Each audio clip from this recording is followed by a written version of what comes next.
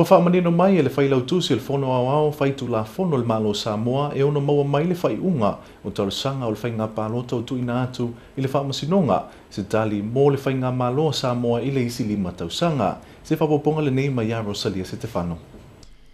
E o mai le taimi nei le i mautu lava sei unga le whainga pālota wa mawai ma mauti no ai po o ai le vaenga whaupu whai o le ata ita ia le malo i le isi lima tausanga. Whaailoa mai e le whailau tūse le whono au whaitu la whono Samoa, tia Graham toa lau le lei i tala fau. E fua se tali mo le whainga malo le atunu i le isi paya inga. I whaai unga mta upu atu ua te le vaenga whaupu whai le whaatua tua le tua Samoa o tasi le whaamasinonga ai mo le taimi nei. Peita iana e la ua taoto mai nei le taunu unga. O le whainga palo tal nei. O le alasa manino a ia taimi. O le sina mea on sila fia le malo tunu o i alpidiota vaina le mai le aso na issue le writ of election le polo inga o whainga palo te leo malo. Ia na wha solo mai lo ia isi la asanga i tua mai. O whaila ina ua wata oto le whai unga aloa ia le komisina ina o mai al whaita unga aloa ia mtu ina atu ona mai le warrant o le of election le polo inga o le whiwhiria ona whaatulanga lola ia o leala tau au ina laso ia laso sfulu ono ia whaasolo mai fuila i le isi whaasisilanga ia na tauli mai na vea stalwai o le sila fia la o le piliota po le altano atu piliota le whainga palota. I le wala lea ma le whaitango aloa ia, ma le teimina tuina mai eile, le polo inga le fionga leo malo o te whafo i ebia ia whaasala launga tau palota, return of writs. O le aso lua tolu la le asa whaamutai le piliota le toe whaunga mai eile fionga leo malo le. Ia le polo inga o whaasala launga tau whainga palota i le bule sile fia le tu lau tele. Mo le silafia o lea ua whaamanino mai e le whailau tūse le whono. Ua aloa ia e le ofis o le whono, tūsi o tau tinonga. A sui tutu o tasi e to o lua, ia fia me Naomi mata afa, matuala te vanga poni whaasio. Le ave aio i la ua masui le vaenga whaupu whai le fast. Ua tūlanga tutusai la numero no 4 mo le fast. Ma le vaenga whaupu whai e pui ia tau tangata e ta ilua se fulu ma le ono.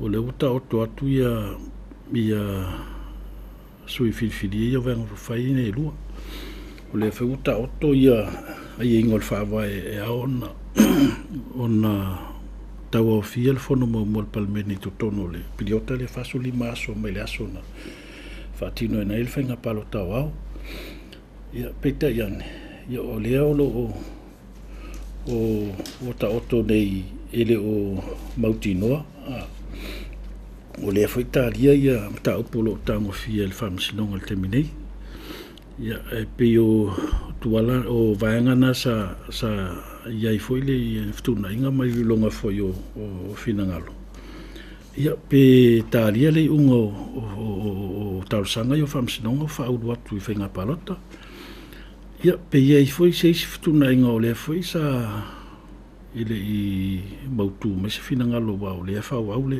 whainga malolo e nei ia pe talfia ngai foi ona to e talo se si whainga palota wa o vaanga nei tuna ia o iona ona sila ia o tulanga i le teimi ia me se foi pe e ono vave na ta auto mai se si fa unga i le fatino ina o le se whainga palota wa ia pe talia ia taunu unga ia o whamsinonga.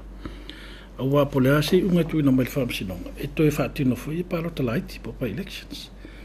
Ia olo, teimine ila ele i mautu mai se wae ia wana ona whautua ina fo i ele whainga malo o whawau. Teimine ia leisi la asanga i ono talawhia ngai. Ia wā i tua ia sa lilifa i esta o fio na ole. Teimi olo o whaatapula aina mai whawai au o le talo ina ili whono mo palimeni. I lalo fo i le tū la whono, ma le whawai ale malo tuto tasi o Samoa, o loo manino ai, Le silia lea ma le fast food ma le 5 aso e fili ai se whainga malo e taita ia lea tunu. Pitai, o lea le imautu lava lea tūlanga, ai sau noa tia. E le mailo iei pe whautuaina ele whainga malo le fionga lea malo mole. Pe mwhai on te whtuna e piriota lea tu e whapopo i aso ai. Ia mai te manatu whaes tūlanga le lei, awai e leo se tūlanga mātunga fia le mea whatautoa mai ati woto e solo ia no fua. Ia awai o le suia walo ia ma tawa veina no fua le tu malo ia tawana mai al nei pa ingo o tawa veina tofi. O tae au la o le aso muli lea mo le whaauluina atua talasanga o le whainga palota i le whaamasinonga. Rosalia Stefano mo tala fau.